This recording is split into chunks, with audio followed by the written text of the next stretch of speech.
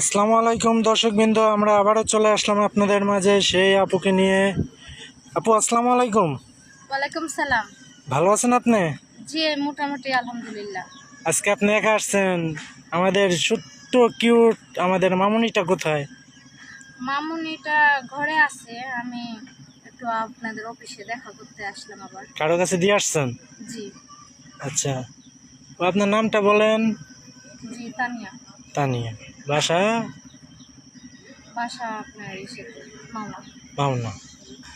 আচ্ছা, যাই হোক, আমরা মূলত কিসের জন্য আসছি এই জায়গায়? আমি আসছি মানে অনলাইনের মাধ্যমে নাকি আপনারা বিয়ে টিয়ে দিয়ে দেন, তো আমি সেই জন্য আসছিলাম।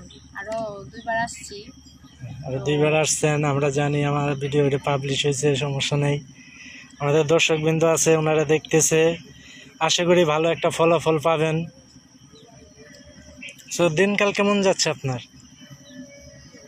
মোটামুটি বুঝে নেই তো, যে স্বামী ছাড়া কেমন আর যাইতে পারে, একটা বাচ্চা নিয়ে চলতে ফিরেও অনেক কষ্ট হয়ে যেতেছে। আচ্ছা, ইনশাল্লাহ একটা ব্যবস্থা করে হয়ে যাবে, টেনশন করার কোনো কারণ নাই। টেনশন তো হবেই, বুঝে নেই তো, দেখা যাচ্ছে পয়সা আর কতদিন খাবো। তো দেখা যাচ্ছে একজন পাশে থাকলে সুবিধা হইতো, যে বা সে হয়তো ব্যবসা করলে ব্যবসা ধরায় দিতাম, ব্যবসা করতো। আর না হয় আমি, সে হয়তো বাচ্চা কাচ্চা যদি সামাল দেয়, তাহলে আমি হয়তো আবার চাকরি বাকরি করতাম, সে যদি অনুমতি দেয় তো। আচ্ছা, আপনার বাড়িতে তো খালি মা আছে? জি, মাছ। এমনি আপনাদের মানে ফ্যামিলি তো, ফ্যামিলিগত মানে যেমন চাচা, খালো, ওই খালা, তারপর এমনি আছে খালা চাচা, কিন্তু তেমন একটা মানে বুঝে নেই তো, তারা এখন ভালো লেভেলে আছে, এখন গরিব মানুষকে কে জানি দিতে চায়।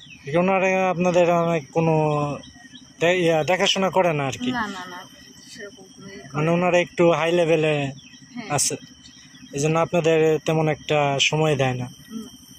আপনারা যান কখনো? আমার মা যাইতো, এখন অবশ্য যত পাত্তা মাত্তা দেয় না, কখনো গেলে বেশি একটা করে না, সেই জন্য বেশি একটা যায় না। আচ্ছা, যেমন আপনার কাকা নেই? না, কাকা টাকা নেই। কাকা নেই, আপনার বাবা একাই ছিল? যাক, আপনার বাবা তো মৃত না? জি, মারা গেছে। উনি কি বাইরে থাকতো নাকি যে কোনো কাজ করতো? সিকিউরিটি গার্ডের চাকরি করতো। Security guard. বয়স বেশি ছিল? আচ্ছা, যাই হোক, মৃত্যু তো আল্লাহর হাতে, এ নিয়ে কিছু বলাও যাবে না। যাই হোক, এটাই দোয়া করেন যদি আল্লাহ জান্নাতবাসী করে, এই দোয়াটাই করেন।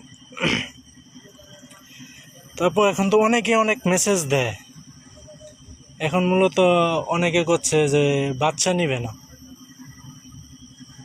না, আসলে আমি বাচ্চা ছাড়া মানে করতে পারতেছি না, কারণ আমি এই বাচ্চাটাকে রেখে কোথায় যাব বলে। আমি তো যে বাচ্চাটাকে ফেলে দেই, বাচ্চাটা কোথায় যাবে সেটাই আপনার এটাই তো কথা। এখন ওইভাবে কথা বলতেছি আমরা, আপনিও দর্শকবৃন্দকে বলে দেন। যে নাকি মানে আমার বাচ্চাকে নিয়ে বিয়ে করবে, আমি তার জন্য এক পায়ে দাঁড়া আছি বিয়ে করার জন্য।